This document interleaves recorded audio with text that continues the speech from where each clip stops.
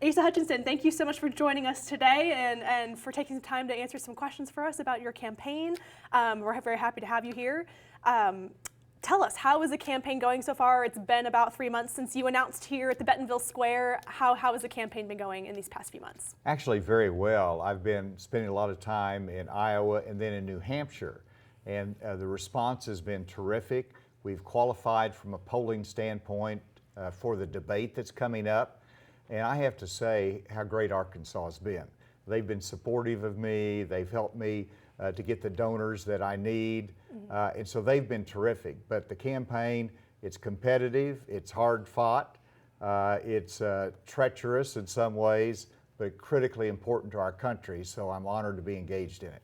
Yeah, and you were telling me before we started here, you're expecting some Arkansans to travel up to the Iowa State Fair. I mean, how exciting is that for you to have people travel to see you and support you and all of that? Well, it really is terrific. And so I'll be interviewed this week by Governor Reynolds at the fair booth.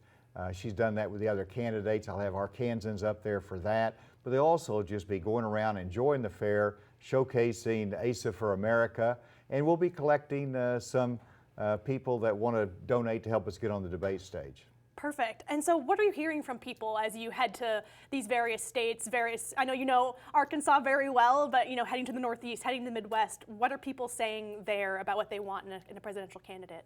They love hearing the Arkansas story, first of all. And I can share what we've done here, how we're growing as a state, lowered taxes. But also, they're concerned about the division in our country.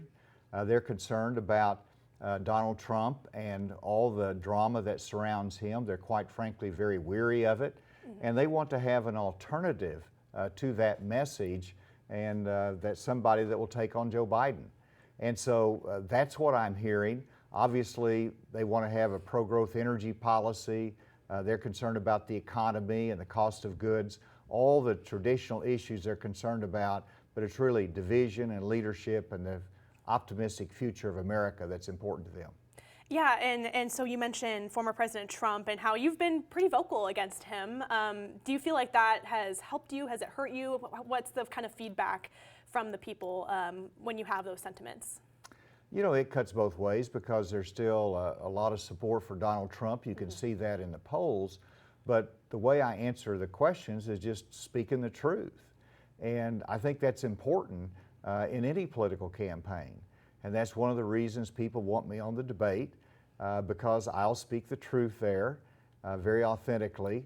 And so if anybody wants to help me, it's asa2024.com, and that helps me to get on the debate stage, even if you devote just $1 or donate $1.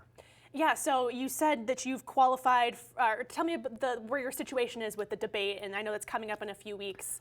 So it's just really about 10 days away, and so it's right around the corner, and so we've got to get qualified within the next 10 days. We've met the polling requirement, which you'd think is the most difficult, but 40,000 donors, and that's a lot when you come from a smaller state. And so we're getting closer. We've had 2,000 new donors in one day last week, and Arkansas has just been terrific. But if they haven't given, you just simply go to asa2024.com and you can donate, help me to get on the debate stage. And how important is it for you to have a seat on that stage? Well, it really is important because whether it's Iowa or anywhere across the country, voters are looking at that. This is their first opportunity not just to hear you, but to compare you with other candidates and to see how you're going to respond in a pressure situation. And so it is important because people are going to be watching it, and they really haven't started making decisions yet. People talk about the polls, but the numbers are not that relevant now. They'll be deciding this fall and even into next winter. I know, especially seeing everybody on the stage, I feel like it's so important because it's such a crowded Republican field right now. Who would you say is maybe your biggest competition, and what do you think makes you stand out in the crowd? I think what makes me stand out, first of all, is I actually have governed, balanced the budget, did all the things that are important for this country to do. I have also the experience to meet the challenges that we face, the fentanyl crisis, the violence in our cities that concern people. I'm a federal prosecutor. I've know law enforcement. And whenever you're looking at the need to reform federal law enforcement, I can do that because I have the plan to do it and the experience to do it in a way that doesn't unravel law enforcement, it supports them, but it reforms them at the same time. This is what people are really yearning for, is forward-looking optimism about America with real solutions. So then what would you say is your campaign strategy moving forward, trying to get those donations, and like what's kind of the turn now?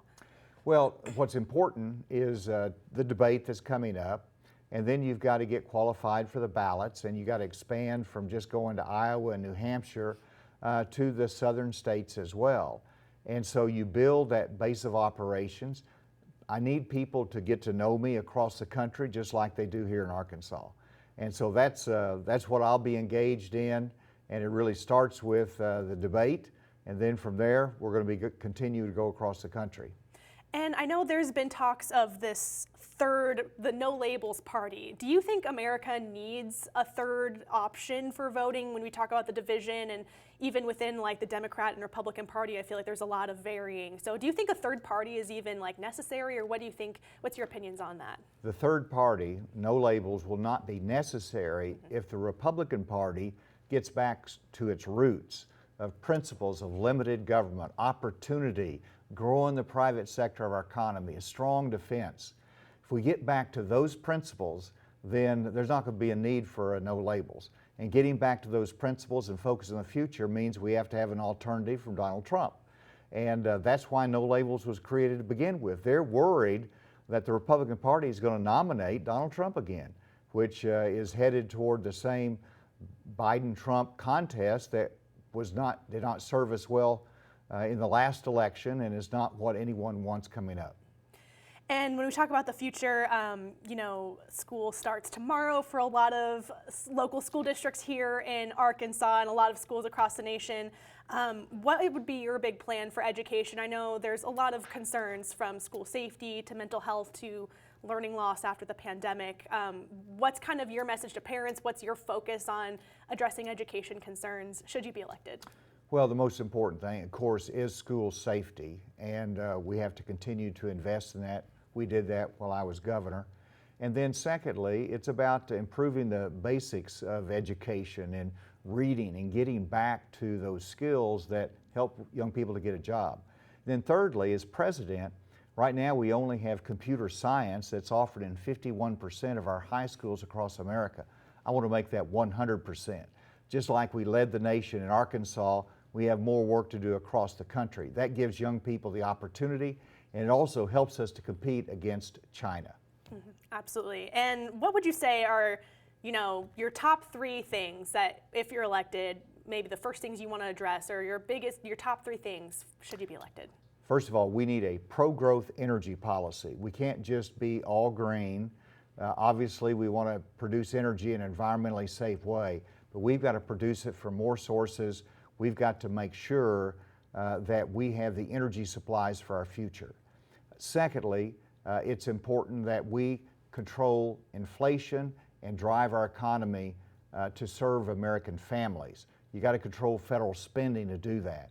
So it's energy, it is the economy, and then you mentioned education being important as well. And then going back to the debate very quickly, do you feel confident that she'll get the donations and all of that she'll need to make that stage? I really do, and everybody needs to understand, pulling together, we're going to get there, and we're investing the resources needed to make sure nationally we can do it. Right now, we've already had 200 donations from 20 different states. That's another criteria for the debate that we've met. So we'll get there, 10 days, we got a plan to do it, we just need everybody's support for it.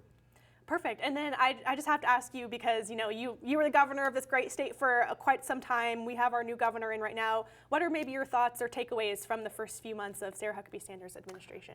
Well, she got her landmark legislation passed, the LEARNS Act, and I know the schools are adjusting to it, but it provides choice. It provides opportunities for students, and so she's off to a good start. So I like a lot of what I see, but I'm focused, as you can tell, on something else, but I observe it from a distance, very proud of what Arkansas is doing and continuing to grow economically. Awesome. Is there anything else that you would like to add or say, anything that we didn't give you a chance to talk about, anything at all? Well, just that it was the highest honor of my life to serve Arkansas as governor in my public career. And I love going across the country talking about that. And then I also look at the future, and I think this is the highest honor I have beyond being governor, of running for president, talking about Arkansas' story, and really what I believe that about America and what we can do and go in the right direction in the future. So very blessed here to be a part of this. My family's here, and glad to be back for this weekend. Wonderful. Well, those were all the questions we had. Thank you, Asa, so much for coming and taking the time, and we wish you safe travels as you head to Iowa. So Thank you. Yes, Great to see you. Thank you very much. Thank you.